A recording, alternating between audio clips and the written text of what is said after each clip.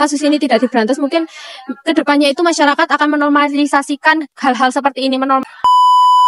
Kakak, boleh minta waktunya sebentar nggak?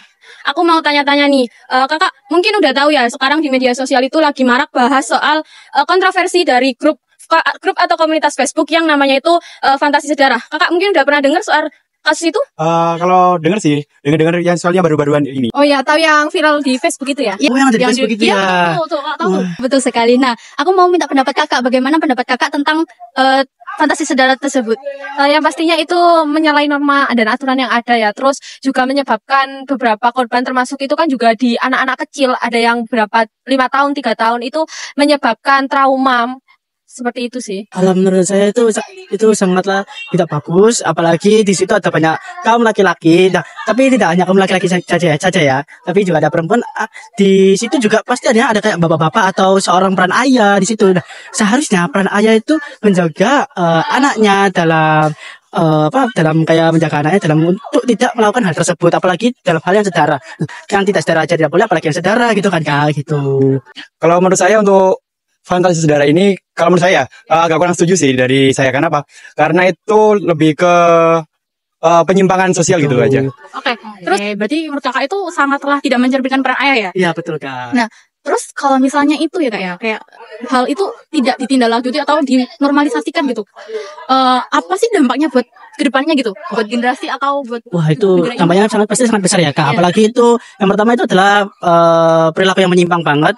Dan seharusnya itu sangatlah tidak boleh. Dan yang kedua itu adalah melanggar norma-norma yang ada Kak. Nah, jadi polisi seharusnya juga menindaklanjuti agar tidak terjadi atau terulang lagi untuk isu-isu tersebut atau perilaku tersebut Kak. Jadi untuk mencegahnya polisi harus mencegah secara bijak dan cepat. Berarti kasus ini harus diusut tuntas gitu ya Kak. Terus menurut kakak kalau kasus ini nanti nggak diselesaikan atau nggak diusut nih oleh pemerintah, dampaknya itu apa sih Kak? Wah, kalau menurut saya ya, kalau dari kasus ini yang nggak diusut sama pemerintah ya dampaknya ya generasi muda ini lebih ke penyimpangannya itu lebih jauh di luar Fantasi Sejarah ini. Setelah itu untuk dampak yang dihadirkan juga banyak sekali dari penyimpangan. Setelah itu kayak anak kecil itu dibilangin kayak satu kali 2 kali itu nggak mempan gitu aja sih. Seperti dieksploitasi. Nah, kemudian apa pendapat kakak juga jikalau kasus ini itu nggak diberantas atau pemerintah kurang menanggapi tentang berita ini Kak? Nah, kalau kasus ini tidak diberantas, mungkin kedepannya itu masyarakat akan menormalisasikan hal-hal seperti ini, menormalisasikan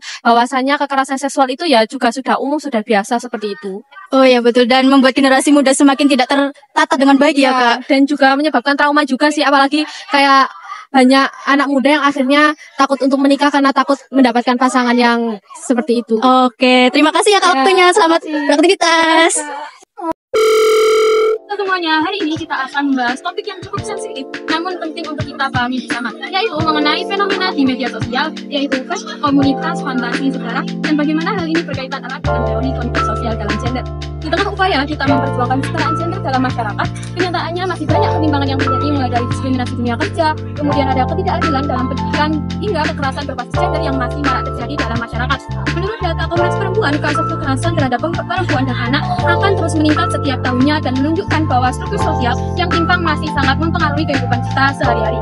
Fenomena Fantasi Sejarah ini bukan hanya sekedar masalah pribadi atau fiksi belaka, melainkan mencerminkan konflik moral dan ketimpangan kekuasaan yang ada dalam masyarakat kita. Melalui lensa teori moral konflik sosial, kita bisa melihat bagaimana dominasi dan penindasan dalam hubungan gender dapat memicu praktik-praktik yang merusak dan berbahaya seperti ini.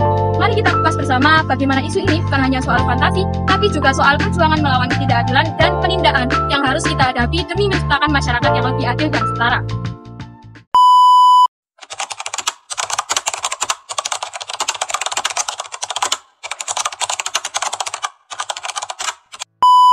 Teori gender konflik sosial berakar pada pemikiran Karl Marx dan Friedrich Engels yang kemudian dikembangkan dalam kajian gender. Teori ini menolak pandangan bahwa perbedaan gender adalah sesuatu yang alami atau kodrati. Sebaliknya, teori ini menegaskan bahwa perbedaan dan ketimpangan antara laki-laki dan perempuan adalah hasil dari konstruksi sosial yang timpang dan hubungan kekuasaan yang tidak seimbang. Dalam konteks ini, gender dipandang sebagai konstruksi sosial yang menempatkan laki-laki pada posisi dominan dan perempuan pada posisi subordinat. Ketimpangan ini tidak hanya terjadi dalam ranah ekonomi saja, tetapi juga dalam hubungan sosial, politik, dan budaya. Perempuan sering mengalami marginalisasi, subordinasi, dan ketidakadilan yang terstruktur sehingga mereka menjadi kelompok yang tertindas dalam sistem sosial patriarkal.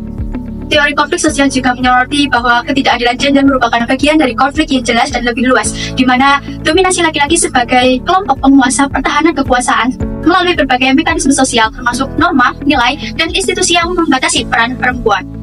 Fenomena komunitas fantasi sedara dapat dilihat sebagai manifestasi ekstrim dari ketimpangan dan konflik gender yang dijelaskan oleh teori konflik sosial. Dalam komunitas seperti ini, hubungan kekuasaan yang timpang antara laki-laki dan perempuan serta anak-anak seringkali dieksploitasi, menghasilkan praktik-praktik yang berbahaya dan merusak.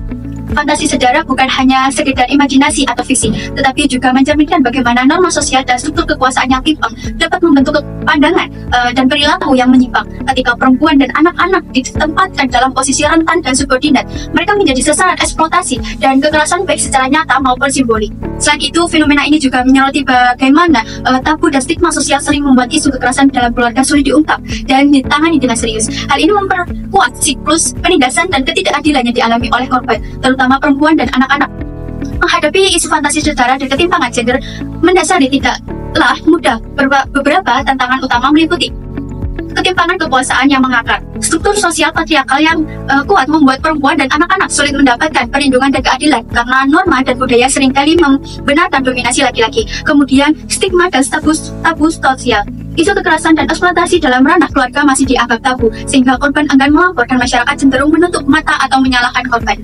Kemudian yang ketiga yaitu kurangnya kesadaran dan pendidikan gender, minimnya pemahaman tentang kesetaraan gender, dan dampak negatif ketimpangan sosial memperkuat praktik diskriminasi dan kekerasan berbasis gender. Kemudian yang keempat, penegakan hukum yang lemah. Sistem hukum dan perlindungan anak serta perempuan seringkali belum optimal dalam menangani kasus-kasus kekerasan dan eksploitasi, termasuk yang berkaitan dengan fantasi sedara.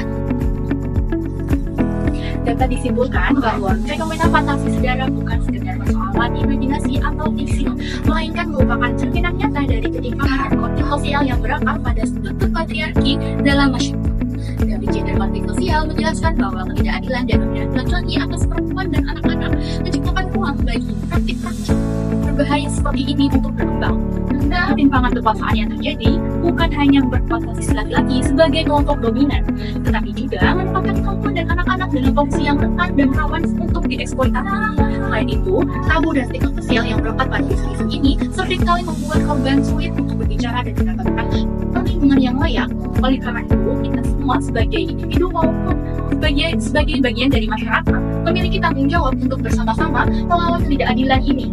Mari kita tingkatkan kesadaran tentang pentingnya kesetaraan gender dan berani untuk menolak segala bentuk kekerasan serta eksploitasi, termasuk yang bersembunyi di balik fenomena fantasi sedara. Untuk mengatasi permasalahan ini diperlukan langkah-langkah konkret, antara lain yang pertama, tindakan edukasi gender sejak dini di lingkungan keluarga, sekolah, dan masyarakat. Yang kedua, penguatan penegakan hukum terhadap kekerasan dan eksploitasi seksual. Lalu yang ketiga, pemberdayaan perempuan dan anak-anak melalui akses pendidikan dan layanan pendukung yang memadai. Lalu yang keempat, penghapusan stigma dan tabu dengan membuka ruang yang aman dan mendukung bagi korban. Lalu yang terakhir, partisipasi aktif masyarakat dalam mendukung kampanye anti kekerasan berbasis gender. Mari kita semua bersama-sama membangun masyarakat yang adil, setara, dan bebas dari kekerasan serta eksploitasi. Kesetaraan gender bukan hanya soal perempuan, tetapi juga soal kemanusiaan dan masa depan generasi yang lebih baik. Terima kasih telah menyimak dan jangan lupa bagikan konten ini agar pesan penting ini sampai ke lebih banyak orang. Sampai jumpa di konten berikutnya.